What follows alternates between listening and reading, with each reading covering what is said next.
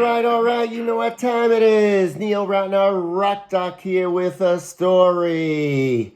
All right, musician, singer, songwriter, author, and poet Patti Smith celebrated her birthday this past week.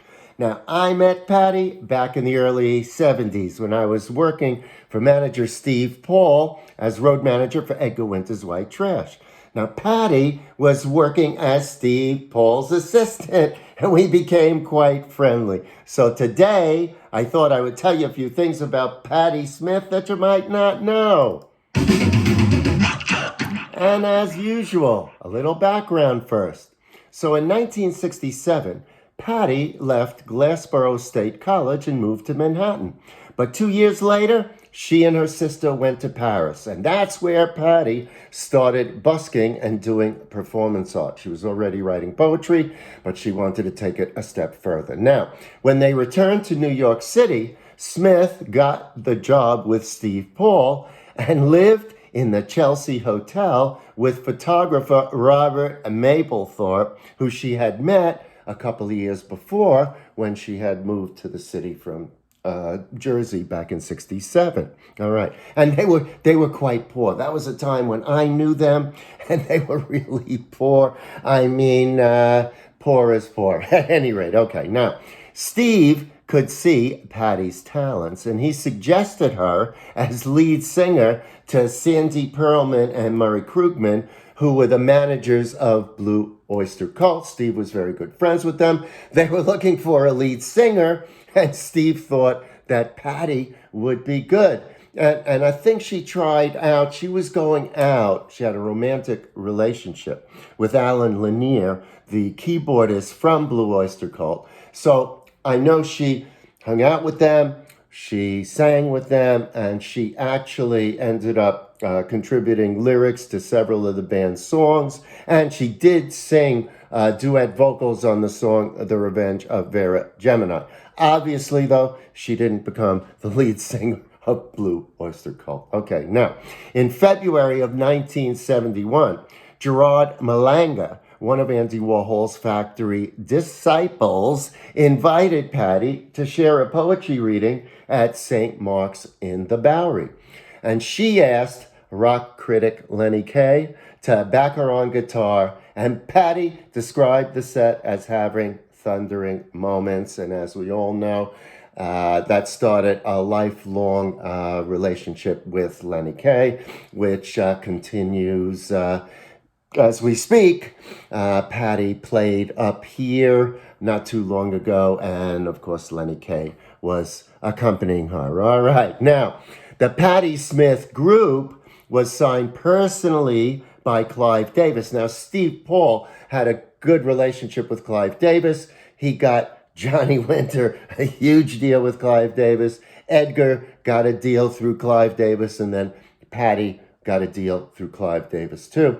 And in 1975, Patti recorded her first album, Horses, which was produced by John Cale. Now, Patti knew Cale from his work in the Velvet Underground, and she really liked his raw sound. But the two couldn't work together at all. According to Patti, I hired the wrong guy. All I was really looking for was a technical person. Instead, I got a total maniac artist. It was really like a season in hell for both of us. Cale himself described the relationship as a lot like an immutable force meeting an immovable object. Not a good thing, but the album that came out was a good thing. Now, one of my favorite songs from the album is Free Money, and I guess I like the story behind the song. Patti Smith and her three siblings were all sickly, and her parents struggled to pay their medical bills, and as a result, she grew up poor. So Patti wrote the song Free Money for her mom. According to Smith, she always dreamed about winning the lottery, but she never bought a lottery ticket. She would just imagine if she won, make lists of things she would do with the money. A house by the sea for us kids, then all kinds of charitable things. All right. So she wrote the song for her.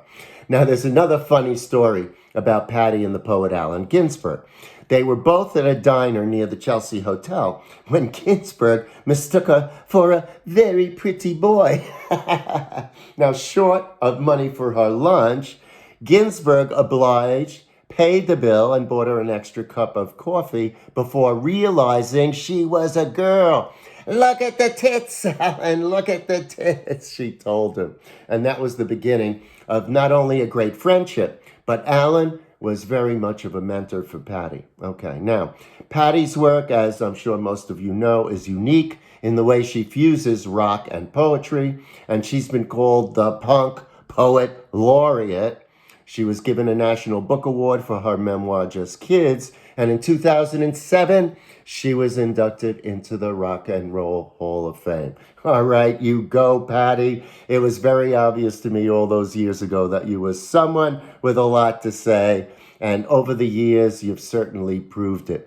You know, when I had to be in the city when I was working with White Trash, we had a house up in Clinton Corners on the other side of the Hudson. But I had to be in the city every now and then for business. And Steve very often would get me a room at the Chelsea. And when that would happen, I would always see Patti there. I mean, I'd see Patti at other times too. She'd come up to the house. I would see her in the office at Steve's place. But at the Chelsea Hotel, when I was staying there, and she and Mapplethorpe would be there at night, and I would hang out with them, and we would talk late into the night. She would read me her poetry and stuff. I mean, it was a trip. She was a trip. She is a trip. Happy birthday, Patti Smith. All right. That's my story. I hope you enjoyed it. I'll have more stories for you, and I'll probably have a reading this week. All right.